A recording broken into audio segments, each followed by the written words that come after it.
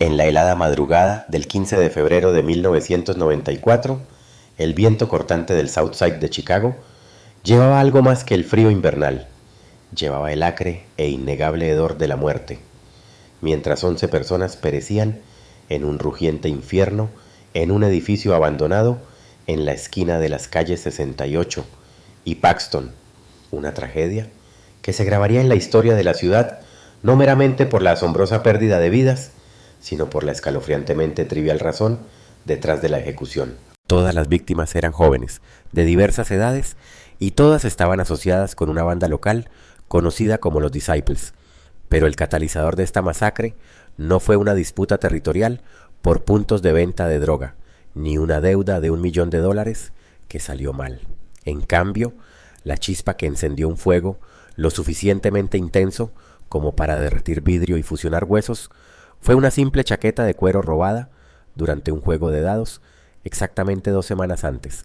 Si tienes el valor de escuchar esta historia, de mirar directamente al abismo del orgullo humano y el costo catastrófico de un código de honor retorcido, deja tu like y suscríbete al canal ahora mismo, porque estamos a punto de descender a una narrativa tan oscura que desafía la propia definición de humanidad. Lo que estás a punto de escuchar no es ficción. Esto no es un guión de Hollywood diseñado para entretenerte en un fin de semana perezoso. Esta es una crónica de hechos reales, una herida en la ciudad de Chicago que nunca ha sanado por completo, una cicatriz que permanece sensible al tacto incluso décadas después. Durante la próxima hora, caminaremos por las calles congeladas de West Englewood, nos sentaremos en los sótanos llenos de humo donde nacieron los rencores, y nos pararemos impotentes frente a un edificio en llamas, mientras 11 almas luchan por un aire que ya no existe. Examinaremos la psicología de asesinos que se creían jueces, jurados y verdugos, todo por una prenda de vestir que hoy podrías encontrar en cualquier tienda de segunda mano por $20. Esta es la historia del incendio en la 68 y Paxton. Esta es la historia de los hermanos Johnson, y esta es una advertencia sobre lo que sucede cuando el respeto se vuelve más importante que la vida misma. A principios de la década de 1990, West Englewood era un vecindario bajo asedio, un lugar donde el sueño americano hacía tiempo que había hecho metástasis en una pesadilla recurrente de pobreza, abandono y violencia, donde las fachadas de ladrillo en ruinas de los edificios de 2 plantas se alzaban como lápidas que marcaban las tumbas de una comunidad que una vez fue vibrante. Para comprender la magnitud de lo que sucedió esa mañana de febrero, primero debes entender el mundo que creó tanto a las víctimas como a los perpetradores. West Englewood no siempre fue la zona de guerra en la que se había convertido a principios de la década. En los años 50 y 60, esta era un área sólidamente de clase trabajadora, un destino para familias que huían de los abarrotados conventillos del centro de la ciudad, un lugar donde un hombre podía trabajar en una fábrica en Wisconsin Steel o hacer un turno en los stockyards y permitirse un hogar modesto con un pedazo de césped al frente. Pero la segunda mitad del siglo XX no fue amable con ciudades industriales como Chicago. Las fábricas cerraron, los empleos desaparecieron y con ellos se fue la base económica que mantenía unidas a las comunidades. Para 1994, West Englewood se había convertido en un ejemplo de libro de texto de deterioro urbano. La población se había desplomado y los que podían irse lo hicieron, huyendo a vecindarios más seguros o a suburbios lejanos, dejando atrás a una población varada por la pobreza y el abandono sistémico. Los edificios reflejaban esta desesperación. Bloque tras bloque estaba marcado por estructuras abandonadas, cascarones huecos donde antes las familias se reunían para las cenas dominicales, que ahora servían como casas de crack, guaridas de pandillas y refugios para personas sin hogar. El tren L todavía traqueteaba en sus vías elevadas, pero ya no llevaba trabajadores a la prosperidad.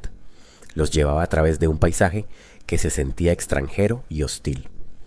Solares baldíos llenos de basura y maleza se alzaban donde antes las tiendas de la esquina vendían caramelos de penny. Los únicos negocios prósperos eran las licorerías, las casas de cambio y los restaurantes de comida rápida que salpicaban las arterias principales. Fue aquí, en medio de las fachadas tapiadas y el traqueteo del tren L, donde se criaron Marcus y Terrell Johnson. La familia Johnson tenía profundas raíces en el vecindario. Su padre, un hombre ya mayor llamado Leroy Johnson, había llegado a Chicago durante la Gran Migración, viniendo desde Mississippi con solo la ropa que llevaba puesta y una ética de trabajo inquebrantable. Había encontrado pronto empleo en los stockyards, había criado 3 hijos y había visto con desesperación cómo el mundo que construyó se desmoronaba a su alrededor. Pero Leroy era un superviviente y crió a sus hijos para que también fueran supervivientes, aunque las lecciones que impartió se torcerían por el entorno en el que se aplicaron. Leroy enseñó a sus hijos que la palabra de un hombre era su vínculo, que el respeto no era negociable y que cualquier signo de debilidad sería explotado por los depredadores. En otro tiempo, en otro lugar, estas lecciones podrían haber producido ciudadanos ejemplares, hombres de integridad que comandaban respeto a través del trabajo duro y la fortaleza moral. Pero en el crisol de West Englewood, rodeados de lobos, estas lecciones produjeron algo mucho más peligroso. Los hermanos Johnson no eran los típicos matones callejeros caóticos que actuaban por impulso. Eran disciplinados, terriblemente tranquilos, y criados por un padre que inculcó en ellos un rígido código de respeto, casi de samurái, que dictaba que cualquier desaire, sin importar lo pequeño, debía ser enfrentado con una fuerza abrumadora para asegurar que nunca volviera a suceder. Marcus, de 22 años, y Terrell, de 20, se movían por las calles con una autoridad silenciosa, su reputación construida no sobre amenazas ruidosas, sino sobre la promesa de la acción. No eran del tipo que exhibía armas o se enzarzaba en discusiones ruidosas en las esquinas. Eran observadores, estudiantes del comportamiento humano, hombres que entendían que el poder no se demostraba con ruido, sino con la certeza de la consecuencia. Cuando Marcus Johnson caminaba por la calle 68, la gente se apartaba. No porque fuera grande, aunque era alto y de complexión poderosa, sino porque sus ojos tenían una quietud que era inquietante, la quietud de un hombre que ya había decidido de lo que era capaz y se había reconciliado con ello. Sin embargo, su santuario fue violado una fría noche de finales de enero, cuando un rival local, apodado Ray Ray, miembro vociferante de una facción escindida de los Gangster Disciples, decidió poner a prueba los límites del nombre Johnson. Para entender a Ray Ray, hay que entender la naturaleza fracturada de la política de pandillas en el Chicago de los 90. La alguna vez unificada Black Gangster Disciple Nation, fundada por Larry Hoover y David Barksdale, se había fragmentado en innumerables facciones, cada una reclamando lealtad a la entidad más grande, pero operando con una autonomía casi total a nivel de calle. Ray Ray era un producto de esta fragmentación.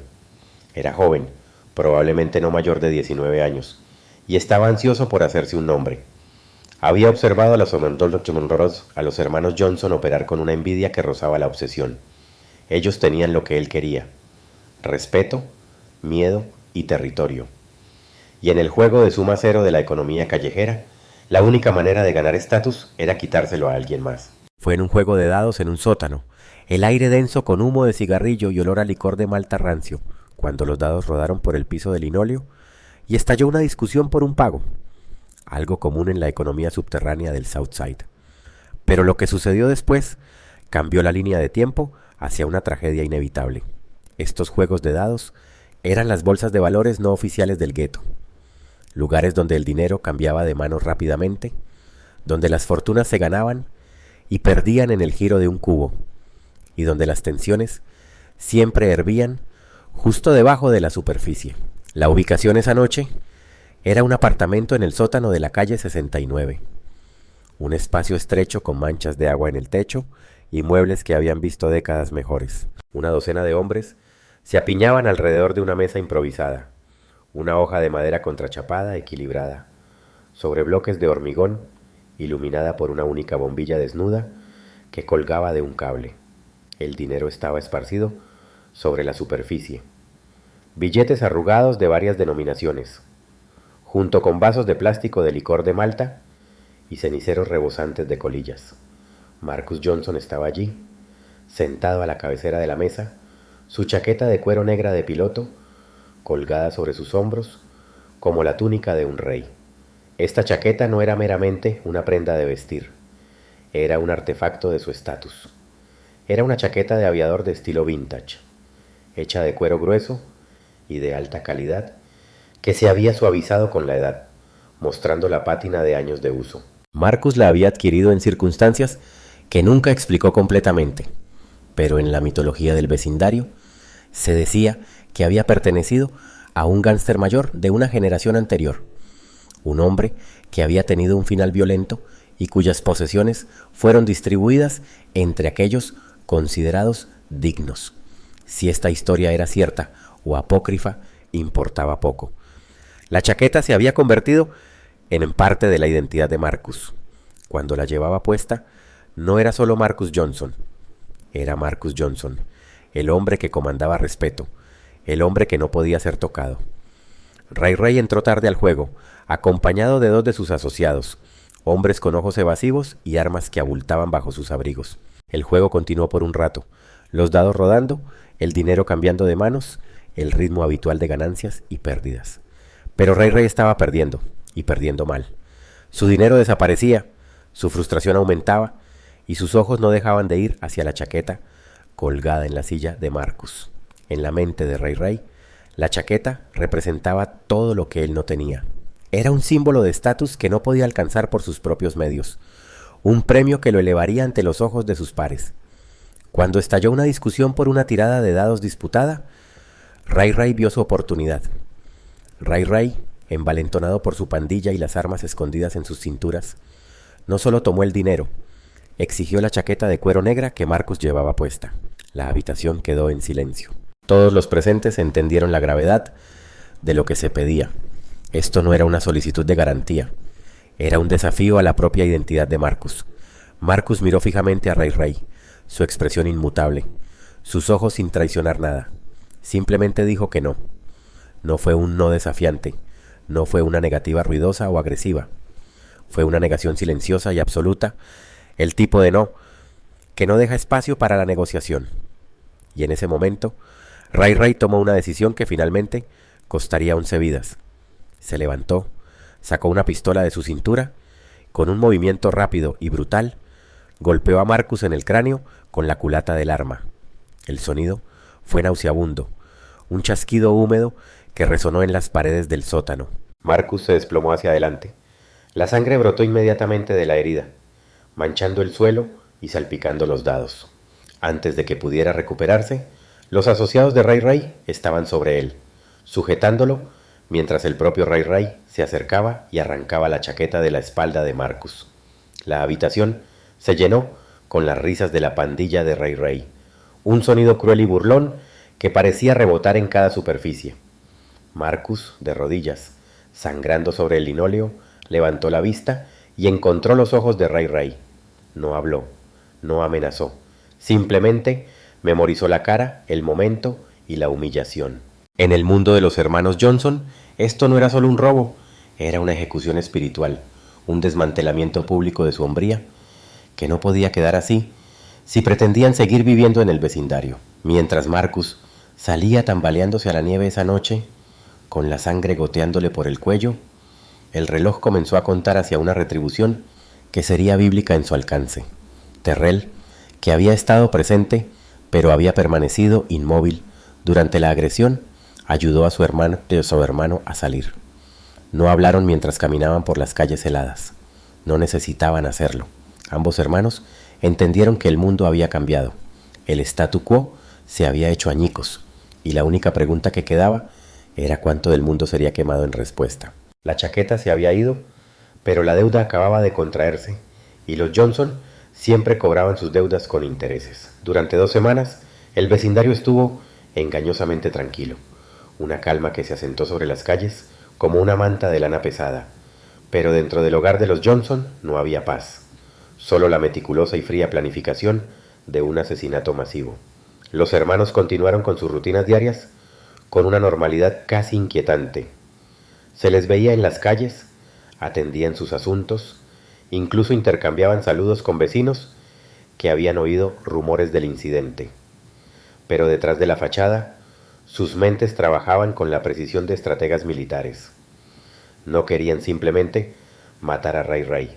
Matar a Ray Ray sería demasiado fácil, demasiado rápido, demasiado misericordioso. Querían que Ray Ray sufriera, que experimentara el miedo, que entendiera en sus momentos finales que sus acciones tenían consecuencias más allá de lo que jamás hubiera imaginado. No querían solo matar a Ray Ray, querían erradicar todo el nido de víboras, enviar un mensaje tan fuerte que resonara en la cárcel del condado de Cook por generaciones. Esta es una distinción crucial que separa a los hermanos Johnson de los criminales callejeros típicos. La mayoría de los actos de violencia en el narcotráfico son instrumentales, un medio para un fin, ya sea territorio, dinero o eliminar a un rival. Pero los hermanos Johnson buscaban algo más abstracto y mucho más peligroso. Buscaban reivindicación. Querían crear un evento tan catastrófico, tan abrumador en su horror, que nadie volviera a atreverse a faltarles el respeto. No solo estaban matando a Ray Ray, estaban matando el concepto mismo de desafiar su autoridad. Y así, observaron el edificio abandonado de ladrillo de 2 plantas donde se apiñaban Ray Ray y su pandilla, una estructura que se había convertido en una guarida de drogas y un dormitorio para la banda. El edificio en la 68 y Paxton era típico del deterioro del vecindario. Alguna vez había sido una estructura de uso mixto, posiblemente una tienda de la esquina con apartamentos arriba, pero esos días habían quedado atrás. Las ventanas del frente estaban tapiadas con madera contrachapada. La fachada de ladrillo estaba manchada y desmoronándose, y el interior había sido despojado de cualquier cosa de valor por saqueadores, años atrás. Pero proporcionaba refugio, y en el brutal invierno de Chicago, el refugio era un bien preciado. Ray Ray y sus asociados lo habían reclamado como propio, operando sus negocios desde su sombrío interior y usándolo como un lugar para dormir cuando no tenían otro lugar al que ir. Siguieron los movimientos de los ocupantes con la paciencia de depredadores alfa, notando que cada noche la pesada puerta de acero del frente estaba reforzada con una barricada improvisada, pero la puerta trasera, la única otra salida, estaba asegurada meramente con un pestillo. Observaron los patrones de los habitantes del edificio. Notaron quién entraba y salía, a qué horas se apagaban las luces, cuántas personas estaban presentes en una noche determinada. Vieron llegar a mujeres jóvenes, a veces quedándose a pasar la noche, a veces marchándose en las primeras horas de la mañana. Vieron adolescentes, apenas con edad para conducir, venir a comprar drogas e irse rápidamente con la cabeza gacha. Lo catalogaron todo, construyendo una imagen de inteligencia detallada del objetivo, esperando el momento adecuado para atacar. En la tarde del 14 de febrero, mientras el resto de la ciudad se preparaba para el día de San Valentín, Marcus y Terrell visitaron una ferretería local, no para comprar flores o chocolates, sino para adquirir un candado maestro resistente y un bidón de gasolina de 5 galones. Sus rostros sin traicionar absolutamente ninguna emoción, mientras pagaban en efectivo y salían a la grisácea tarde. El dependiente de la ferretería, un hombre de mediana edad llamado Arthur, testificaría más tarde que recordaba distintamente a los hermanos. Los recordaba porque la mayoría de la gente que compraba bidones de gasolina en febrero o se preparaba para emergencias invernales o en ese vecindario estaba involucrada en algún tipo de actividad ilícita. Pero lo que se quedó grabado en Arthur fue su actitud. No bromeaban, no hacían conversación trivial, ni siquiera se miraban el uno al otro. Simplemente pagaron, tomaron sus compras y salieron al frío como si estuvieran comprando comestibles. Arthur describiría más tarde haber sentido un escalofrío que no tenía nada que ver con el clima. El sol se puso, desangrándose en el cielo sobre Chicago, sumiendo a West Englewood en la oscuridad, y la temperatura se desplomó a 10 grados bajo cero, un frío que calaba los huesos, llevando a todos al interior y dejando las calles vacías, un escenario perfecto para el horror que estaba por venir. El 14 de febrero de 1994 era lunes. El día de San Valentín cayó en lunes ese año, lo que significaba que el jolgorio habitual del fin de semana había disminuido y la ciudad se estaba adaptando a la semana laboral. Para los habitantes del edificio abandonado, era solo otra noche de supervivencia. Se acurrucaban para entrar en calor, quemando basura en un barril metálico para obtener calor, pasándose botellas de alcohol barato para adormecer el frío y la desesperación. Dentro de ese edificio, que pronto se convertiría en una tumba, había 11 personas, algunos miembros de pandillas endurecidos, pero otros simplemente acompañantes, novias, e incluso una adolescente embarazada llamada Tanesha, todos buscando refugio del frío, sin saber que estaban durmiendo dentro de una estructura que se estaba convirtiendo en un horno.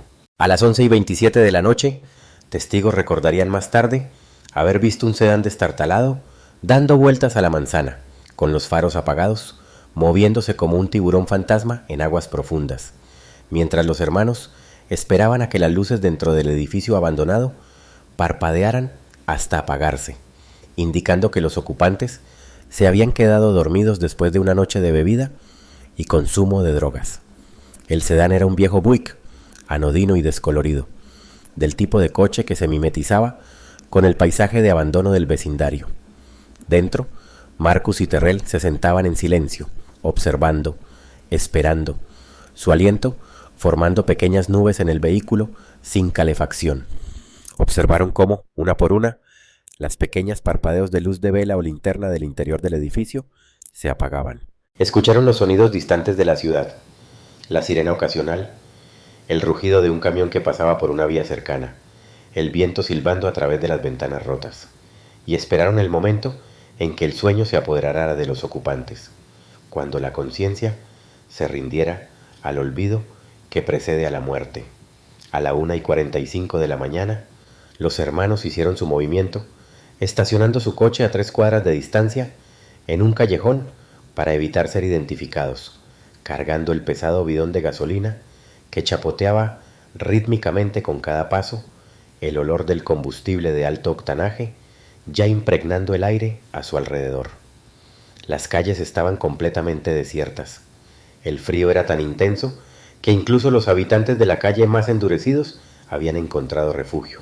Los únicos sonidos eran el crujido de sus pasos en la nieve y el chapoteo líquido de la gasolina. Se movían con determinación, sin hablar, sabiendo cada uno exactamente el papel que desempeñaría. El bidón de gasolina era pesado, 5 galones de acelerante, suficiente para convertir un edificio de madera en un infierno. El olor era abrumador, un hedor químico que quemaba las fosas nasales, pero siguieron adelante, sus rostros mostrando expresiones de sombría determinación. Se acercaron primero a la parte trasera del edificio, la nieve crujiendo suavemente bajo sus botas, y en un acto de escalofriante crueldad, Marcus tomó el candado que habían comprado horas antes y aseguró la puerta trasera desde el exterior, cerrando el grillete con un chasquido que selló el destino de todos los que estaban dentro. Ahora no había escapatoria, solo un único punto de entrada en forma de embudo que pronto sería engullido por las llamas. Este acto, quizás más que ningún otro, revela la profundidad de la malicia de los hermanos.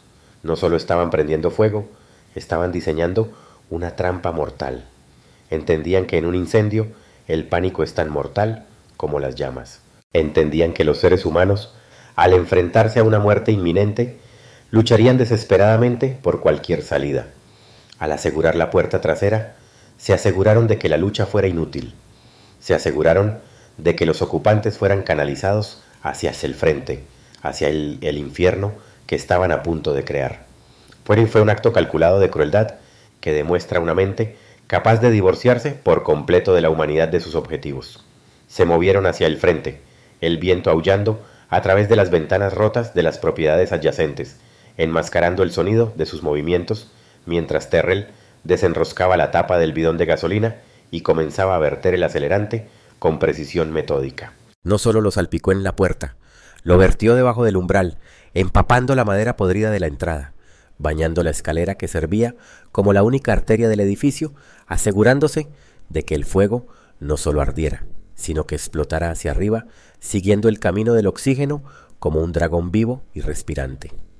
La gasolina fluía en pequeños riachuelos, filtrándose en cada grieta y hendidura, acumulándose en el porche de madera, empapando la madera seca de décadas de antigüedad.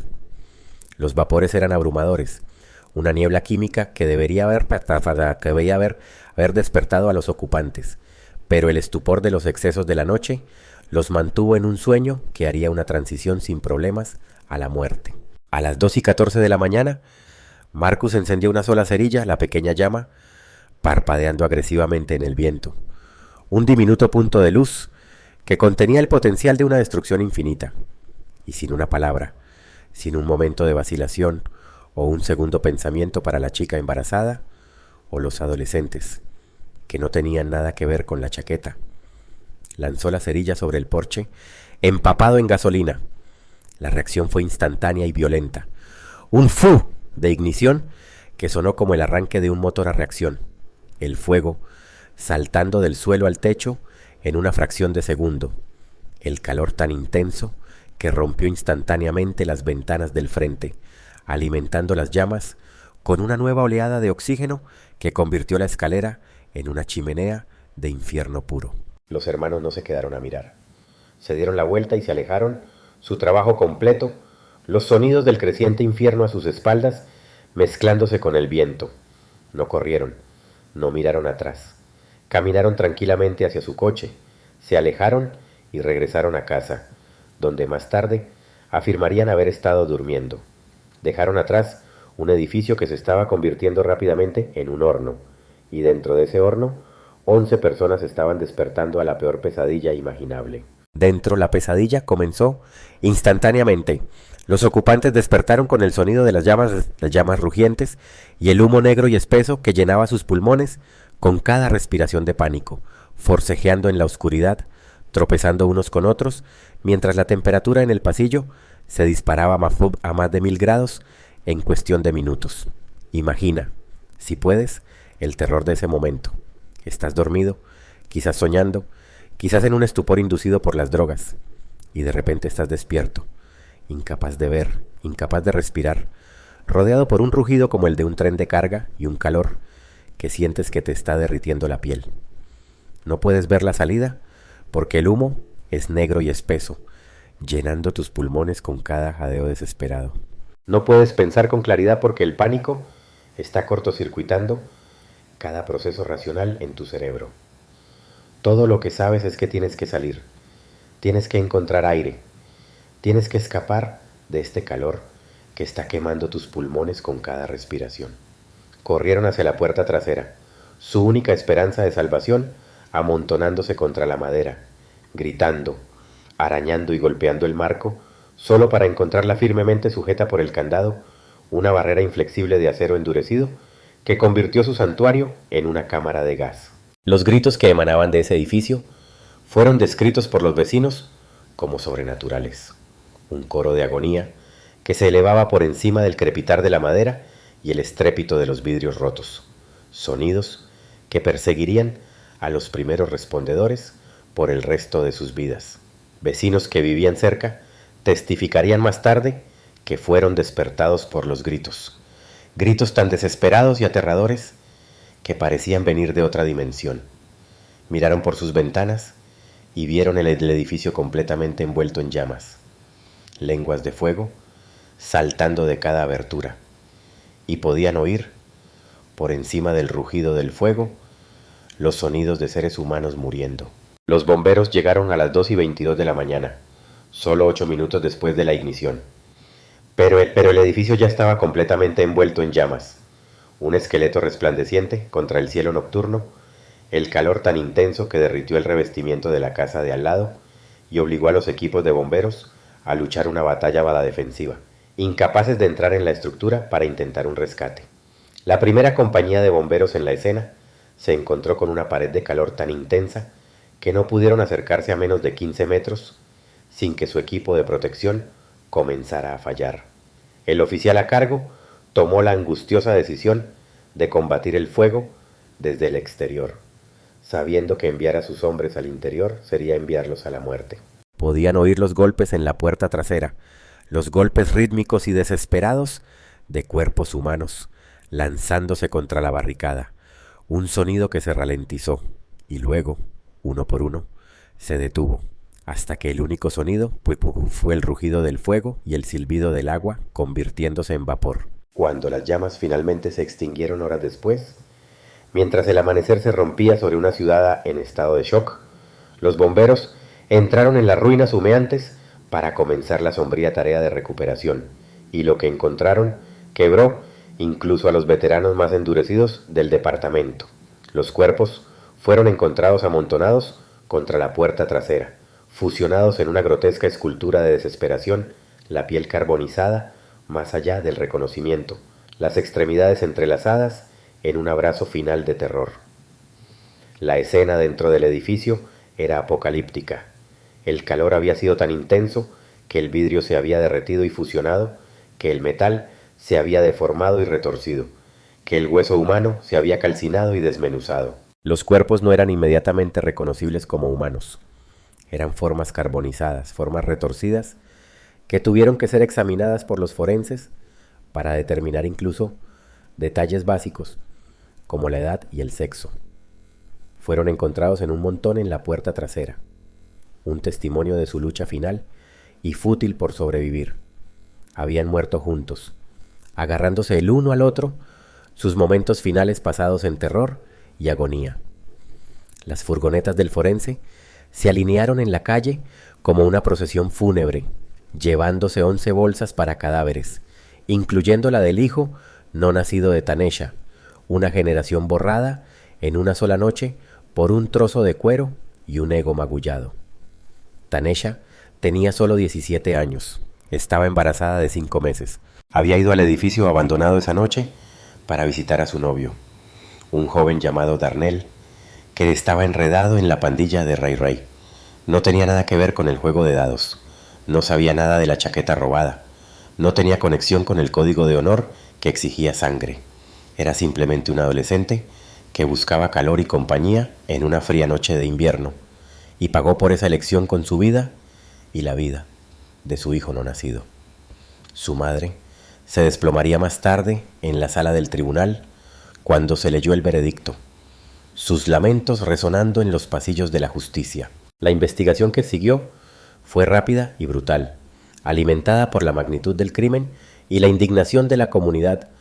No había código de no chivarse lo suficientemente fuerte como para proteger a los perpetradores de una masacre tan vil. En las horas posteriores al incendio, mientras los cuerpos eran retirados, los detectives comenzaron el meticuloso proceso de reconstruir lo que había sucedido. El candado en la puerta trasera fue una bandera roja inmediata. Era nuevo, era resistente y había sido colocado allí deliberadamente. Esto no era un incendio accidental, era un asesinato. La noticia se extendió por el vecindario con una velocidad asombrosa. Personas que nunca habrían hablado con la policía sobre un tiroteo rutinario o una transacción de drogas encontraron suelta su lengua por el horror de lo ocurrido. Testigos situaron a los hermanos Johnson en la escena. El dependiente de la ferretería los identificó por la compra del candado y el empleado de la gasolinera recordó a los sombríos jóvenes llenando un bidón en mitad de la noche. Cuando los detectives llevaron a Marcus y Terrell para interrogarlos, no hubo lágrimas, ni temblorosas confesiones de culpa, solo un silencio frío y pétreo que eventualmente se quebró, no en remordimiento, sino en justificación. Hablaron de la chaqueta, de la falta de respeto, de la necesidad de lo que hicieron, como si estuvieran discutiendo una transacción comercial en lugar del asesinato de 11 seres humanos. Los interrogatorios fueron grabados y partes de esas cintas se reproducirían más tarde en la corte. En ellas se pueden escuchar las voces calmadas y mesuradas de los hermanos explicando sus acciones. No negaron haber prendido el fuego, no expresaron pesar por las muertes. En cambio, explicaron en términos racionales que no habían tenido otra opción. Habían sido faltados al respeto en público, habían sido humillados. Si no hubieran respondido, su posición en el vecindario habría sido destruida y habrían sido blanco de todos los depredadores que olieran la debilidad. El fuego, argumentaron, no fue un acto de asesinato, sino un acto de supervivencia. El juicio fue un circo mediático, una ventana al nihilismo que se había apoderado de partes de la ciudad, donde el valor de la vida se había depreciado por debajo del costo de una chaqueta. Y mientras el juez leía las sentencias, cadena perpetua sin posibilidad de libertad condicional, Marcus miró a las familias sollozantes de las víctimas con una mirada de total indiferencia, un acto final de desafío que heló la sala del tribunal hasta los huesos. El juicio duró 6 semanas. La fiscalía presentó pruebas abrumadoras, incluyendo las pruebas físicas de la escena, los testimonios de los testigos y las propias palabras de los hermanos de las cintas de interrogatorio. La defensa intentó argumentar que el incendio fue un accidente, que los hermanos solo tenían la intención de asustar a los ocupantes, no matarlos, pero el candado en la puerta trasera hizo imposible sostener ese argumento. El jurado deliberó menos de 4 horas antes de devolver veredictos de culpabilidad por 11 cargos de asesinato en primer grado. Hoy, el solar donde se alzaba el edificio es un parche de hierba vacío, una cicatriz en el vecindario que se niega a sanar, y los hermanos Johnson están sentados en celdas de máxima seguridad, hombres que envejecen y que cambiaron su libertad y 11 vidas por una fugaz sensación de honor restaurado. La esquina de la 68 y Paxton se parece a innumerables otras esquinas en Chicago. Hay un lote baldío, algunas malas hierbas, quizás un memorial improvisado que se desvanece con cada año que pasa. Las familias de las víctimas aún viven con la pérdida, aún se reúnen en los aniversarios para recordar a los que murieron, aún luchan por encontrarle sentido a una tragedia que desafía toda explicación racional. Los hermanos Johnson, ahora hombres de mediana edad, pasan sus días en el Departamento Correccional de Illinois, su mundo reducido a bloques de celdas y patios de ejercicio. Sus nombres, sinónimo de uno de los asesinatos masivos más insensatos en la historia de Chicago. Esta historia nos obliga a mirarnos en el espejo y hacernos preguntas incómodas sobre la naturaleza de la venganza, sobre cómo una cultura de violencia puede deformar la mente hasta que el asesinato se siente como lógica, y sobre la fragilidad de la vida frente al orgullo desenfrenado. Existe la tentación de descartar a los hermanos Johnson como monstruos, como aberraciones, como seres tan diferentes a nosotros que no podemos entenderlos. Pero la verdad es más inquietante. Los hermanos Johnson eran productos de su entorno, moldeados por un código de honor que en un contexto diferente podría haber sido admirable. Su deseo de respeto, su compromiso con defender su reputación, su disposición a respaldar sus palabras con acciones. Estos son rasgos que a menudo celebramos en otros entornos. Fue el entorno, la cultura y la ausencia de cualquier alternativa lo que torció estos rasgos en algo monstruoso. Si esta historia te hizo pensar sobre el honor, la venganza y el terrible precio que pagamos cuando dejamos que nuestro ego conduzca el coche, deja tu like, comparte este video para difundir el mensaje y cuéntame en los comentarios cuál es el verdadero costo del respeto y hubo alguna parte de ti que entendió la rabia de los hermanos Johnson, incluso si despreciaste sus acciones. Queremos escuchar tus pensamientos. ¿Crees que algunos insultos exigen una respuesta sin importar el costo? ¿O ves a los hermanos Johnson como nada más que asesinos fríos que no merecen ninguna comprensión? La sección de comentarios está abierta para tu discusión. Y recuerda, en un mundo donde la violencia es a menudo el primer recurso, debemos preguntarnos qué estamos dispuestos a sacrificar en el altar del orgullo. Hasta la próxima. Este ha sido un viaje hacia la oscuridad. Mantente a salvo, mantente reflexivo y nunca olvides el valor de una sola vida humana.